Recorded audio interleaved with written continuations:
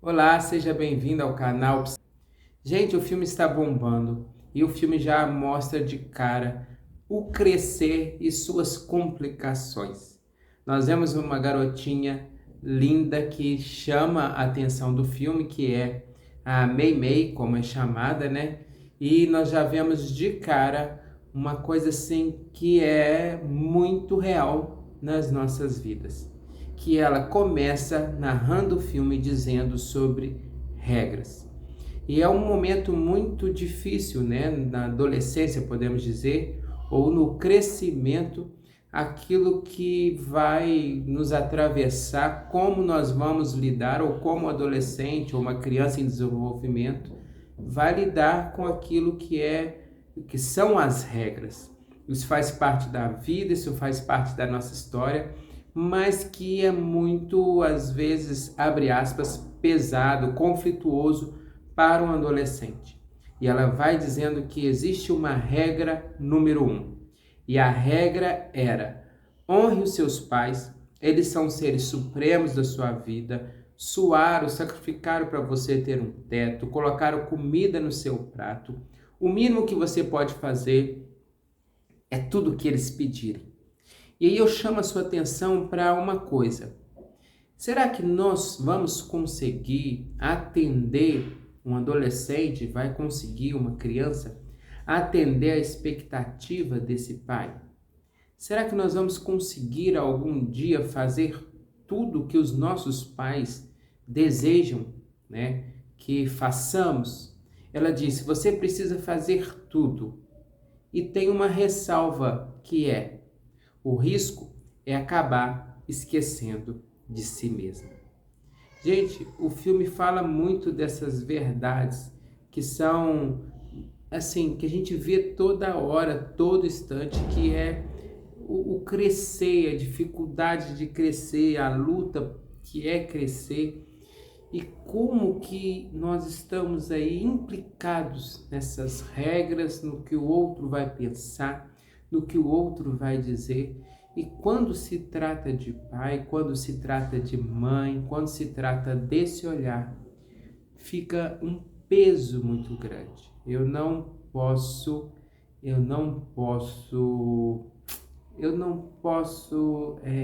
deixar meu pai triste. Eu não posso desiludir minha mãe. Eu não posso dar um desgosto. E eu preciso atender a expectativa. Eu preciso fazer tudo o que eles quiserem, porque eu tenho uma dívida. E é algo que a gente precisa pensar. Que dívida é essa que o adolescente tem, que a criança tem, que às vezes o pai coloca essa dívida. Olha, eu cuidei de você, eu te dei um teto, eu fiz tudo e agora você precisa fazer tudo que eu quero. Então, o paradoxo do discurso da Meimei foi: eu não tenho esse problema, né? Eu fiz 13 anos, eu faço tudo o que eu quero, eu sou dona do meu nariz, eu sou livre, eu faço as minhas escolhas, eu sou adulta, então todos os dias eu escolho. Então, aquela garotinha que de início fala: faça tudo o que os seus pais querem, porque você tem uma dívida. Então, essa é a regra, é a lei número 1. Ao mesmo tempo, ela está dizendo: eu sou livre, sou dona do meu nariz. E é o paradoxo, é as complicações que o adolescente vive. O adolescente vive essa fase que, ao mesmo tempo que eu não posso, eu não quero desapontar, esse olhar materno, esse olhar desse cuidador, dessa cuidadora, ao mesmo tempo eu quero existir. Ao mesmo tempo eu quero ser dono do meu nariz. É a liberdade de ser adulta contra a segurança, né, ou versus a segurança do amor da mãe. Porque ela tinha os afazeres de casa, ela tinha as obrigações do templo, e não é tudo sobre mim. Algumas escolhas são minhas, ela diz, outras são dela, da mãe. E aí, até onde é o que eu quero e até onde na vida é o que esse outro olhar quer? Até onde são escolhas minhas ou até onde é a escolha do outro? Por isso que eu gosto do psicanalista Winnicott, que ele vai dizer que o primeiro espelho humano é o rosto da mamãe. É o jeito da mamãe, aquela expressão, afeição. Por quê? Porque esse olhar dessa cuidadora, de quem faz essa função materna, é como se o bebê olhasse nesse espelho, para esse olhar, e pensasse: eu vejo, eu sou visto, e logo eu existo. Então o olhar da mãe, o olhar de quem faz essa função materna, ele é um olhar decisivo para nós. Nós vamos nos movendo muitas vezes através desse espelho. E aí fica aquela angústia. Eu preciso fazer tudo conforme esse olhar, porque eu preciso ter o sentimento de pertencimento, eu preciso me sentir amado, nós precisamos. Ou eu sou dono do meu nariz. Eu faço tudo o que eu quero. Quais são as minhas escolhas? Quais são as escolhas dos meus pais? Até onde é uma escolha minha? Até onde é uma interferência desse olhar? E aí cria-se a falta de assumir o si mesma. Meimei tinha dificuldade de assumir o si mesma. Ela vivia o falso self, como diz a teoria de Winnicott. Por quê? Porque quando começa o comercial do Fortal e ela fica encantada, mas a mãe questiona que isso, quem são esses, que os cantores são esses, que coisa esquisita. Ela logo vai dizendo que era isso aí era coisa das amigas, as amigas que gostavam, e ela realmente não gostava daquele grupo, sendo que ela amava. Mas como ela não constitui o si mesma, como a mãe não dá um ambiente, né? Como a mãe não proporciona aquilo que o Winnicott vai chamar da mãe suficientemente boa, ela cola nessa criança, ela cola nesse adolescente. E aí esse indivíduo ele vai viver no falso self, ele vai se comportar a priori de acordo com o que a mãe ou cuidador ou cuidadora ali vai exigir. Então ela não era capaz nem de assumir que ela também gostava daquele grupo. Ela, não, as minhas amigas que gostam, né? E isso aí não tem a ver comigo. E aí no desenrolar do filme nós vamos ver o surgimento de um panda, né? Nós vemos que ela gosta de um garotinho e aí ela faz um desenho e ela desenha ela abraçada naquele garotinho. A mãe descobre, faz um barraco, vai lá no serviço do garoto, leva os desenhos dela, expõe ela para todo mundo.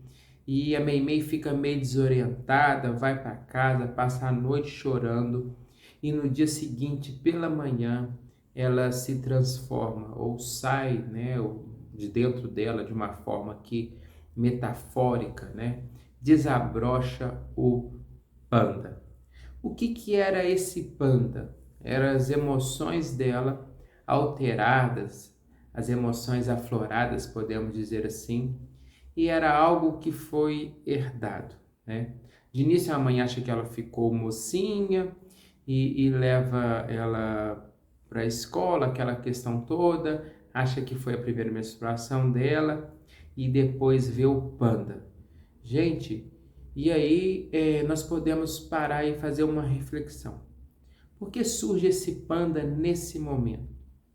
Até onde as transformações que o adolescente vive, os pais acham que é algo biológico. Não, isso aí é transformação. Isso é porque virou mocinha, isso é porque virou um rapaz, isso é porque o indivíduo está numa fase mais amadurecida. Será? Nós vemos que aquilo que está muitas vezes dentro do adolescente, aquilo que está dentro de nós, vai surgir, vai brotar de acordo com o ambiente que eu estou vivendo, de acordo com as emoções, de acordo com toda uma cultura.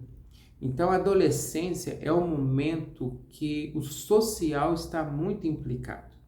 A cultura está muito implicada nisso. Então, ela não tinha nada a ver com menstruação, ela ficar mocinha, não. Tinha a ver, veio logo após a mãe fazer todo aquele barraco ali em relação ao garotinho que ela gostava. É como se ela fosse proibida de gostar. Ela não poderia ser ela mesma.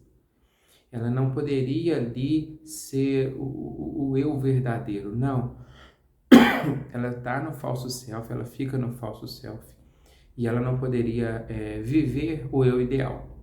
E fica sempre, sempre, sempre no ideal de eu. O que os outros querem, o que as pessoas querem, o que a minha mãe quer. Isso aí é algo que é muito real na nossa vida. E aí a mãe leva ela para o templo, vai contar, né, que um ancestral precisou assumir esse panda para a defesa, e as mulheres já tinham passado por esse processo, mas que tinham uma cura. E aí é outra coisa para a gente pensar. Será que o que está dentro de nós, será que a nossa essência, será que o verdadeiro eu precisa ser curado ou precisa ser aprendido a lidar com isso? Eu sou muito explosivo, eu sou muito estressado, eu sou isso, eu sou aquilo, e eu tenho, ou estou vivendo um momento de angústias. Será que eu preciso me curar ou eu preciso trabalhar isso? O que será que eu preciso fazer? Porque ali eles falaram em cura, né? Olha, tem uma cura, tem um dia específico de uma lua que a gente consegue tirar isso de você. E nem sempre a gente consegue tirar coisas que são da nossa essência, coisas que são até herdadas, né? Coisas aprendidas dos pais, dos avós. Até onde eu preciso ser curado, ou até onde eu preciso me conhecer, saber como eu funciono, saber em que momento surgiu esse panda, que momento aflorou certa emoção, como que é isso? Então a visão de Meimei frente ao panda ela ficou escondida, ela ia ficar quietinha até o dia da lua, até o dia do ritual, e as amigas vão visitá-la. Gente, isso é muito chocante, essa parte do filme. Por quê? Porque ela declara: eu sou uma aberração, eu herdei da minha mãe, as amigas veem o panda, elas colocam ela como panda ali, ela coloca as amigas para dentro do quarto e ela chora. Eu sou uma aberração, eu sou isso eu herdei. E quantas vezes nós precisamos ou nós vamos assumir coisas que foram herdadas, coisas que foram recebidas, que foram aprendidas, que nós não tivemos certa culpa, mas que é nosso. São coisas da vida, são coisas do dia a dia, é a maneira que eu aprendi a funcionar. E aí o filme revela um segredo lindo, um segredo maravilhoso. Ela na forma de panda, as amigas ali ela começa como panda a ficar triste, quietinha, tipo chorar, e uma amiga começa a dançar, começa a fazer ela rir, e uma abraça ela vai acalmando, ela começa a cantar, e ela volta à forma humana. Um segredo revelado que de repente passou batido para você do filme, que a Meimei ela consegue se acalmar com o carinho, o abraço daquelas que a aceitaram.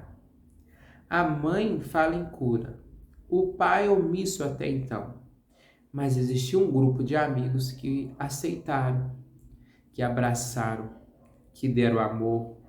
Como é difícil hoje, às vezes, para nós entender o outro, entender as diferenças, entender o que o outro pensa, o que o outro acha, a forma do outro ser. E aí o amor, ele é o segredo para tudo. O amor, já que há quem diga, já que o amor, ele é o melhor remédio. Então, essa fase que ela estava vivendo, onde ela se alterava e virava um panda, ela foi acalmando e ela descobriu que com o amor dos amigos ela ficava melhor. E ela corre para a mãe, como ela queria ir para o show, ela corre para ir conversar com a mãe e ela pede para a mãe fazer uns testes. E a mãe coloca um monte de coisas que iriam mexer com suas emoções e ela, quando vinham aquelas coisas, ela pensava nas amigas. Gente, é outra coisa muito forte no filme. Ela só conseguiu estar estabilizada quando ela pensava no amor e no acolhimento de suas amigas. E aí a mãe pergunta, como é que você consegue isso? Como é que faz isso? E ela fala, é só eu pensar, ela fala muito sem graça, é só eu lembrar das pessoas que eu amo. E aí eu consigo.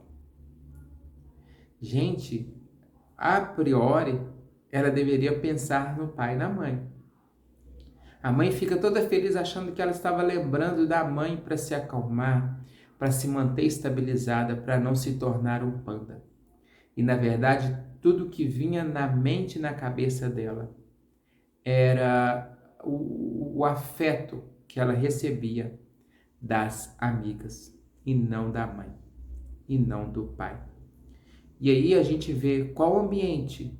Será que o ambiente da minha casa, será que o ambiente daquela adolescente era um ambiente suficientemente bom? Será que a mãe era uma mãe suficientemente boa? A mãe dava espaço para ela constituir si mesma? Ou ela tinha que viver no falso self, o falso eu, para agradar a mãe? O que nós estamos proporcionando aos nossos adolescentes? Qual ambiente? Um ambiente de culpa? De manipulação? Ah, eu te dei um teto, eu cuidei de você, eu te dei comida. E é claro que os filhos devem respeito aos pais, amor, mas nós estamos falando aqui de uma culpa que ela já traz nas primeiras cenas do filme. Regra. E quando nós vamos crescendo e na fase da adolescência, a gente começa a descobrir então que de repente os nossos pais não são esses seres supremos. Supremos como dono de todo saber, mas que eles têm faltas, que eles têm seus erros e que eles fizeram o melhor que eles poderiam fazer. E aí a gente vai entendendo, aprendendo como funciona quem são os meus cuidadores e como eu aprendi a funcionar. Porque existiu uma repetição de padrões, né? A mãe da Meimei, é interessante que essa hora ela recebe um telefonema e era a avó da Meimei, a mãe dela. E ela vai tremendo atender o telefone, mostrando ali a dificuldade, o medo que a mãe da Meimei tinha da mãe dela. Quer dizer, o medo que a avó passou para a filha e que a filha passou para a filha dela, que era a Meimei, ou seja, a avó, a filha e a neta repetindo padrões. É o medo, é a proibição de ser quem eu sou, de às vezes poder falar, poder escolher, né? Eu quero isso, eu não quero isso. Nós precisamos desse ambiente bom, desse cuidado suficientemente bom, dessa função materna. E isso nós vemos essas implicações que o filme traz com brilhantismo. E aí vem um desabafo da Meimei, que ela estava cansada de ser perfeitinha e que não tinha dinheiro para ir ao show do Fortal que ela queria ir com as amigas. E aí veio uma ideia.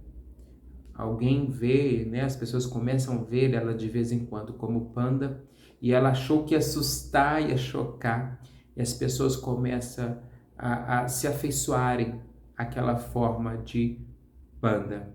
Gente, o panda iria dar condição financeira, né? A independência financeira. O panda ia proporcionar que ela fosse agora ir ao show para ela seria ser adulta. Quem ia proporcionar isso era o panda. Começaram a vender coisas na forma de panda, a fazer coisas, porque o que está dentro de nós promove o nosso crescimento. O que surge, o que está no nosso interior, na nossa essência, nos dá condições de sobrevivência, condições de alavancar, condições de continuar. E aí ela é chamada para apresentar na festa de um garotinho. A mãe descobre, vai atrás e a Meimei vê que o dia do show que elas queriam ir era o dia do ritual onde ela poderia se libertar do panda. O amigo se irrita, ela pula em cima do amigo como panda, dá aquela confusão toda. E aí ela acha que o panda, ou fizeram ela achar que o panda era perigoso, por causa daquele momento ali de raiva, aquele momento de descontrole, aquele momento que ela descobriu que o show que ela tanto queria ir ia ser no mesmo dia da liberdade, podemos dizer assim. No mesmo dia dela se libertar, de vez de se transformar em panda.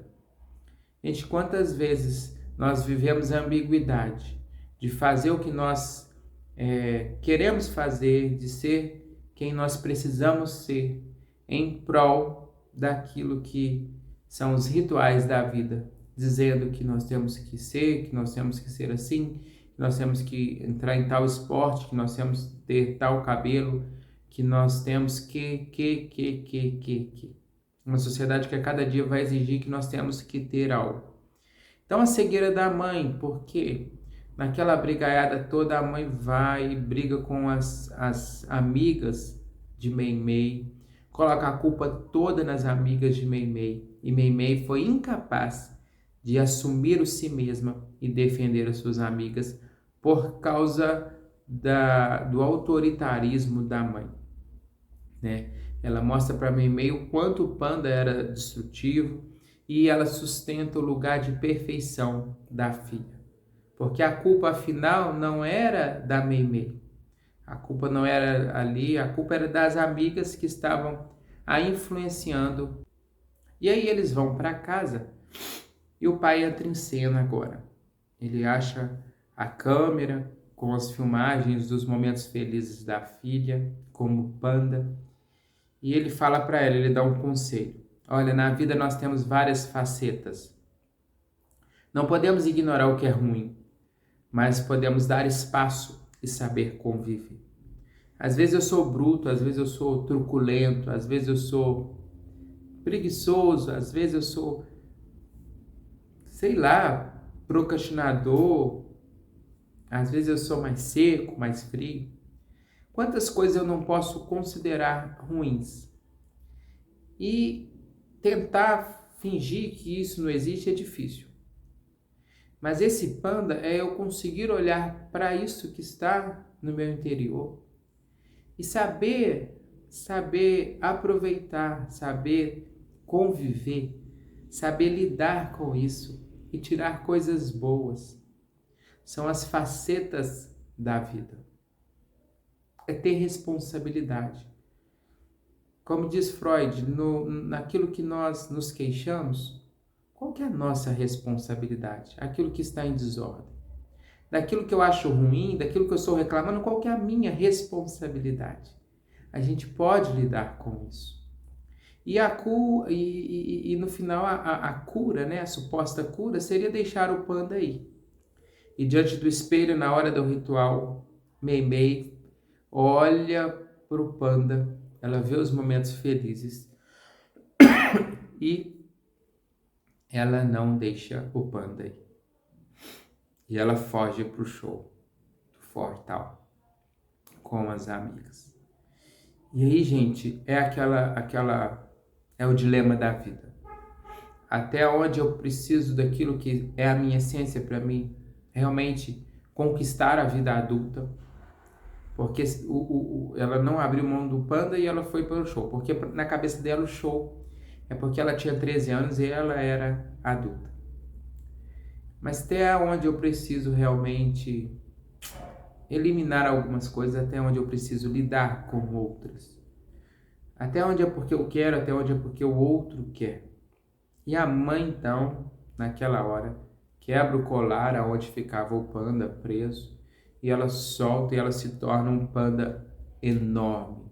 Aquela mãe se torna um panda altamente destrutivo. E no show, que era o símbolo do amadurecimento para Mei Mei, a mãe, como panda enorme, feroz, procurando a filha, inicia aquela briga e afirmava que aquela não era a filha dela, Mei Mei. Falava veementemente que aquela não era a menina dela, aquela não era a filha dela. E ela diz: mãe, eu já tenho 13 anos, você deve superar isso. Mei Mei consegue distinguir a projeção da mãe. Eu já tenho 13 anos, você precisa superar isso. Ou seja, alguém aqui precisa crescer, alguém precisa amadurecer, e é você. Porque às vezes a mãe é uma mãe tão opressora, porque o que ela carrega dentro dela é altamente destrutivo. O panda da mãe era enorme. E aí, diante do espelho, no final do filme, né, acontece todas aquelas questões. E aí, diante do espelho, no dia do ritual, ela, né, no final, a mãe vai embora. A mãe deixa o panda. E é interessante que no final, antes da mãe ir deixar o panda e tal, as duas se encontram, mas quase da mesma idade, né? A mãe ali como adolescente, elas de mãos juntas, e a mãe fica muito triste, porque ela tinha falhado, decepcionado a avó de Mei Mei, a mãe dela, e por mais que ela fizesse, nunca seria o suficiente. Por isso que ela decide ir, decide deixar o panda, porque às vezes tudo que nós queremos para sermos aceitos e amados é que o outro nos olhe. E às vezes a insatisfação do outro é tão grande, o que está dentro do outro é tão destrutivo, que nada que você faça vai ser o suficiente. E aí, Mei Mei decide: não, eu não vou deixar o panda. A mãe vai, as mulheres ali deixam o panda, mas a Mei Mei não quis, não. A Mei Mei continuou com o panda, mesmo sabendo que isso poderia afastá-las. E no final, a mãe já tem uma outra relação com esse panda dela. Agora tá tipo num joguinho, né? Num Tamagotchi. E a mãe brinca, faz pazes com seu panda. Agora não está aquela coisa trancada no colar. Porque a mãe se permite ali lidar, né, com o seu panda. E a gente tem que aprender a lidar com aquilo que é destrutivo dentro de nós. Às vezes aquilo que realmente a gente precisa aprender a lidar. Não dá para, nem tudo dá para a gente deixar, né? Sair de dentro de nós, mas tem hora que tem coisas que você vai precisar saber lidar e levar numa boa. A mãe no final se permite, a Mei Mei assume o panda, no final ela já está ali como panda no templo, as pessoas tiram fotos. E aí, ora ela está como panda, depois ela assume a forma humana e ela vai dizer algo no final: eu sinto saudades como era antes, mas nada é igual para sempre. Ou seja, os filhos crescem. Às vezes nós podemos ter saudades de coisas que passaram, de momentos, mas na vida realmente nada é igual para sempre. Por quê? Porque a vida muda, as coisas mudam e nós vamos mudar sempre. E aí fique com essa análise desse filme espetacular. Não esquece de se inscrever no canal para outras análises nesse viés mais psicanalítico e para pensarmos a cada dia sobre o que nós somos ou quem nós somos e o que levamos dentro de nós. Um beijão.